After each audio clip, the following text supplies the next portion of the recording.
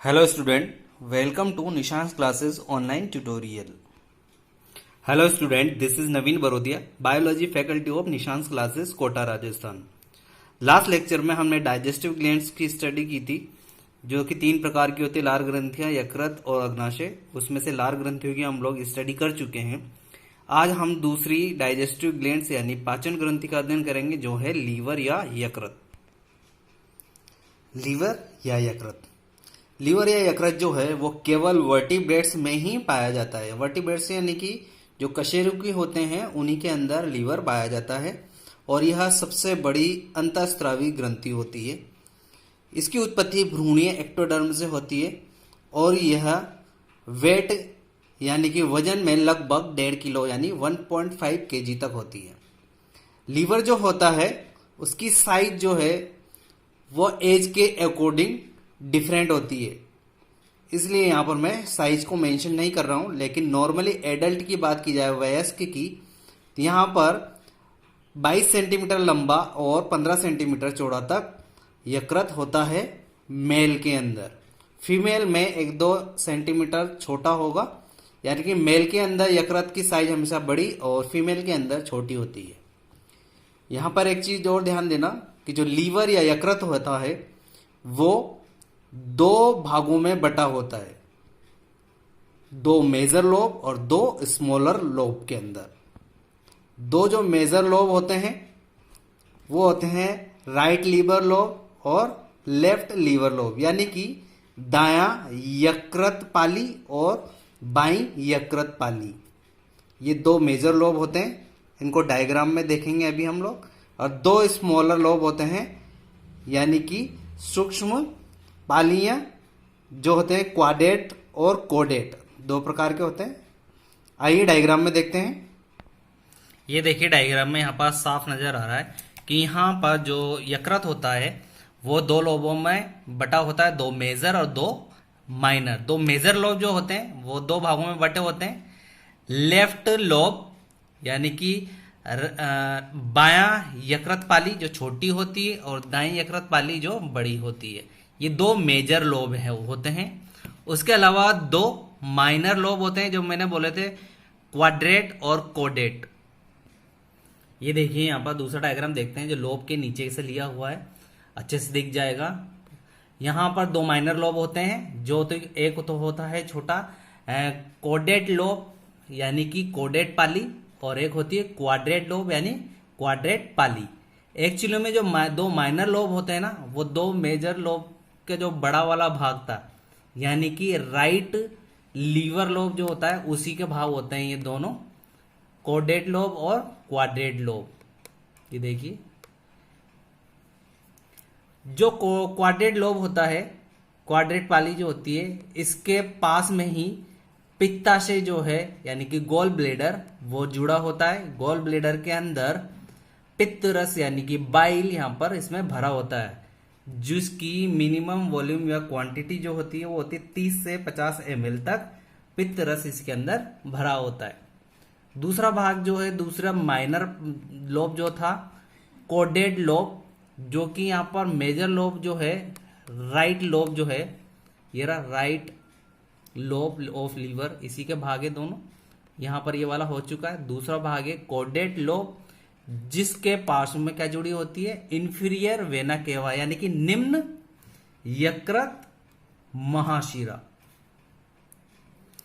तो यहां पर जो 2 मेजर लोब थे यानी कि राइट लीवर लोब और लेफ्ट लीवर लोब, तो राइट लीवर लोब जो है उसी में 2 माइनर लोब उपस्थित होते हैं, कोडेट और क्वाड्रेट। एक्चुअली में बने कैसे हैं, यहाँ पर जो निम्न महाशिरा थी उसके धंसने से इस लोब में ये लोब अलग हो गया, और यहाँ पर पित्ताशय की इसमें धंसने से ये लोब अलग हो गया। तो एक्चुअली में जो माइनर लोब है क्वाड्रेट और क्वाड्रेट, वह दाएं लीवर लोब या दाएं यकृत पाली का ही हिस्सा होते हैं। एक चीज और ध्यान देना कि यहाँ पर जो पित्ताशय है वो चूहे और घोड़े में अनुपस्थित होता है। ये ग्रीन कलर का जो दिख रहा है पित्ताशय, वह घोड़े और चूहों में अनुपस्थित होता है। यकृत में जो है वो 2 मेजर लोब थे, राइट और लेफ्ट, लेफ्ट वाला छोटा था, राइट वाला बड़ा था। तो यहाँ पर देखिए, जो बड़ा यकृत पाली होती है, बड़ी वाली, यानी कि दाई बड़ी यकृत पाली से एक वाहिनी आती है जिसे कि दाई यकृत वाहिनी कहा जाता है, और छोटी पाली से आने वाली बाई यकृत वाहिनी आती है। ये दोनों मिलकर एक सामान्य यकृत वाहिनी में खुलती है जिसे कॉमन हिपेटिक डक्ट बोलते हैं, ये यहाँ पर। उसके बाद पित्ताशय जो होता है, गॉल ब्लेडर, वहां से एक वाहिनी निकलती है जिसे सिस्टिक डक्ट कहा जाता है, यानी कि पित्ताशय वाहिनी। तो यहाँ पर सामान्य यकृत वाहिनी और पित्ताशय वाहिनी दोनों मिल जाती है और यहाँ पर क्या बना लेती है, कॉमन बाइल डक्ट, यानी कि सामान्य पित्त वाहिनी यहाँ पर बना लेती है। ठीक है, ये सामान्य पित्त वाहिनी, सामान्य पित्त वाहिनी आकर अब यहाँ पर खुलती है जिसे कहते हैं, यहाँ पर आकर खुलती है। और जो यहाँ से अग्नाशय वाहिनी आती है, तो यहाँ पर कॉमन बाइल डक्ट यानी कि सामान्य पित्त वाहिनी और अग्नाशय वाहिनी, ये दोनों मिलकर एक कॉमन भाग में खुलती हैं जिसे एम्पुला ऑफ वाटर कहते हैं, इस नलिका को, जो कि ग्रहणी में आकर खुलती है, मैंने वहां पर भी बताया था। और यहाँ पर एक कपाट होता है जिसे स्फिंक्टर ऑफ ओडाई या ओडी की अवरोधनी कहा जाता है। यकृत की अगर हम लोग आंतरिक संरचना की बात करें, आंतरिक संरचना मतलब उसको, उसकी एक छोटी सी काट अगर काट के देखें हम लोग, ये यकृत है, इसकी एक छोटी सी काट को काट के देखा तो यहाँ पर देखा हमने, यहाँ पर षटकोणीय बहुत सारी संरचनाएं दिख रही हैं। ये कि हेक्सागोनल या पॉलीगोनल हो सकती है, इनको बोलते हैं पालिकाएं। तो यकृत जो है वो बहुत सारी षटकोणीय पालिकाओं से मिलकर बना होता है। यहाँ पर एक पाली को मेजर यानी कि बड़ा करके दे दिया है, तो ये इस तरह की संरचना होती है। तो यकृत की इन पालिकाओं को या लोब्यूल्स को ही यकृत की संरचनात्मक या क्रियात्मक इकाई कहा जाता है। यकृत की जो लोब्यूल्स है या पालिकाएं हैं, यह एक कोशिकाओं के द्वारा, यानी यकृत कोशिकाओं के द्वारा मिलकर बनी होती है, यह यकृत कोशिकाओं से मिलकर बनी होती हैं। इन यकृत कोशिकाओं को हिपेटोसाइट कहा जाता है। यह हिपेटोसाइट कोशिकाएं हैं जो कि ये ब्राउन कलर की दिख रही है, यहाँ पर देखिए छोटी छोटी सी ये एक पंक्तिबद्ध रूप में जमी हुई होती हैं। हिपेटोसाइट कोशिकाएं दो पंक्तियों में, इनके बीच में गैप होता है जिनको बाइल डक्ट कहा जाता है। तो ये कोशिकाएं जो है हिपेटोसाइट, ये दो पंक्तिबद्ध रूप में यहाँ पर जमी हुई होती हैं और इन पंक्तिबद्ध रूप को, ये पूरी संरचना को यहाँ पर क्या बोला जाता है, यहाँ पर हिपेटिक कॉर्ड कहा जाता है। आइए मैं दूसरे डायग्राम में यहाँ पर दिखा देता हूँ अच्छी तरह से। ये देखो इस डायग्राम में ये यहाँ से छोटा सा काट काट कर हटा लिया गया है, ये यहाँ पर दिख रहा है। तो ब्राउन कलर की ये कोशिकाएं दिख रही हैं, तो पंक्तिबद्ध रूप में बाहर की ओर आ रही है, यहाँ तक ये नलिकाएं यहाँ पर दिख रही हैं 3, ये आ रही है यहाँ पर ब्राउन कलर की एक पंक्तिबद्ध रूप में। तो ये जो पूरा पंक्तिबद्ध रूप कोशिकाओं का है हिपेटोसाइट का, इन्हीं को हिपेटिक कॉर्ड कहा जाता है। यहाँ पर ये दो कोशिकाएं, इनके बीच में ग्रीन कलर का भाग दिख रहा होगा, यही होती है बाइल डक्ट। ये देखिए वो छोटा सा काट जो था वहां पर काटा था लोब्यूल्स या पालिका का तिकोना सा भाग, तो यहाँ पर लाइनिंग नुमा संरचना दिख रही 3 कोशिकाओं की। तो यही है वो कोशिकाएं जिनको हिपेटोसाइट कोशिकाएं कहा जाता है। ये देखिए हिपेटोसाइट कोशिकाएं हैं, ठीक है, ये 2 पंक्ति में इस तरह से जमी हुई होती है। इनके बीच में ये नलिका रूपी संरचना दिख रही है, नलिका होती है यहाँ पर। तो ये बाइल डक्ट होती है यहाँ पर, यानी कि पित्त वाहिनी। अब यहाँ पर जो हिपेटिक कोशिकाओं की पंक्ति के बीच में है ना कुछ गैप होता है, रिक्त स्थान होता है। इस रिक्त स्थान को हम लोग यकृत कोटरियां कहते हैं या सिनुसोइड कहा जाता है। इसको यकृत कोटरियां या सिनुसोइड इसको कहा जाता है। ये देखिए यहाँ पर ये जो खाली स्थान है, ये 2 हिपेटिक कोशिकाओं की पंक्ति के बीच में नीला कलर का, इसे सिनुसोइड कहा जाता है रिक्त स्थान को। इस रिक्त स्थान में कुछ कोशिकाएं पाई जाती हैं जिनको हम लोग बोलते हैं कुफ्फर सेल्स।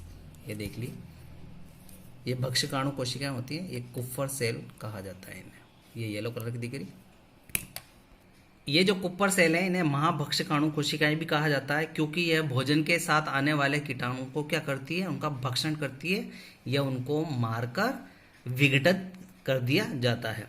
इसके अलावा इन कुफ्फर सेल की कोशिकाओं का एक और कार्य है, कुफ्फर कोशिकाओं या कुफ्फर सेल्स का, कि हमारी जो आरबीसीज होती हैं, रेड ब्लड सेल्स या लाल रक्त कणिकाएं, तो जो ये पुरानी या मृत रक्त रेड ब्लड सेल्स जो होती है आरबीसी, उनको भी विघटित कर यह भक्षण कर लेती है।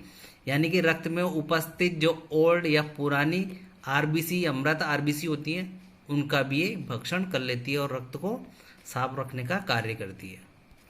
मैंने बोला था कि यकृत का छोटा सा काट लिया था, उसमें बहुत सारी यकृत पालिकाएं थी, हेक्सागोनल, मैंने स्टार्टिंग में बताया था। तो ये प्रत्येक पाली है ना, इन पालियों के बीच में यहाँ पर ये एक वेन या शिरा होती है जिसे सेंट्रल वेन कहा जाता है, मध्य शिरा इसको कहा जाता है। इसका काम होता है कि ये जो आरबीसी वगैरह होती है ना मृत, उनको यहाँ से ले जाने का कार्य करती है, यानी कि ये ब्लड को छानने का काम करती है। क्योंकि यहाँ पर इन सिनुसोइड यानी रक्त में जो कुफर कोशिकाएं थी आरबीसी वगैरह को खा जाएंगी, जीवाणु वगैरह को खा जाएंगी, और ये यहाँ पर जो रक्त बह रहा है उनको क्या कर लेंगी, छान देंगी, और इसे फिर यकृत शिरा के अंदर, महाशिरा के अंदर भेज दिया जाता है। तो ये काम होता है सेंट्रल वेन या मध्य शिरा का। ये देखिए दूसरे डायग्राम में ये होती है वो एकदम सेंट्रल में, ये हेक्सागोनल जो पालिकाएं थी इनके बीच में एकदम सेंट्रल वेन होती है, ये वाली, ये यहाँ पर सेंट्रल वेन होती है। इसके अलावा देखिए ये बहुत सारी हेक्सागोनल कोशिकाएं थी आपस में जुड़ी होती हैं, तो इनके कोर्नर पर जो मैंने पंक्ति बताई थी हिपोटासाइट कोशिकाओं की ब्राउन कलर की, जिनको मैंने बोला था हिपेटिक कोड, तो ये यहाँ पर आकर कोर्नर पर तीन यहाँ पर चीजें आकर मिलती है, जिसकी वजह से यहाँ पर एक निवाहिका त्रिक बनता है। यहाँ पर देखो क्या क्या आकर खुलती है। यहाँ पर ये ग्रीन कलर की दिख रही है वो बाइल डक्ट है, उसके बाद नीली कलर की पोर्टर वेन यानी कि यकृत शिरा, और यहाँ पर लाल कलर की जो है वो पोर्टर आर्टरी यानी यकृत धमनी आकर मिलती है। तो ये तीनों वाहिनियों या धमनियों का जो एक कोड त्रिक बनता है, यहाँ पर एक ग्रुप बनता है, इसी को बोलते हैं हम लोग पोर्टल ट्राइड या निवाहिका त्रिक इसको कहा जाता है। यकृत जो है वो मेनली क्या काम करता है कि हमारे जो डायफ्राम है इसके नीचे पेट के अंदर दाएं ओर ये स्थित होता है, और इसका मुख्य कार्य होता है कि हमारी जो वृद्धि और हमारे पाचन के लिए जितने भी आवश्यक जैव रासायनिक पदार्थ हैं उनका संश्लेषण करता है। इसके अलावा ये प्रोटीन का संश्लेषण करता है, और हमारे जितने भी सेकेंडरी मेटाबोलाइट्स हैं यानी कि जो पाचक पदार्थ हैं उनको डिटॉक्सिफाई यानी कि अविषैला करता है। जैसे कि मैंने बोला था कि यह बैक्टीरिया वगैरह को किल करके यहाँ पर खून आरबीसी वगैरह को भी अपघटित करता है और वहाँ पर रक्त को छानने का काम करता है। तो इस प्रकार ये डिटॉक्सिफाई करने का काम करता है। नेक्स्ट लेक्चर में हम लोग यकृत के कार्यों के बारे में डिस्कस करेंगे। आज के लिए इतना ही। Thank you so much.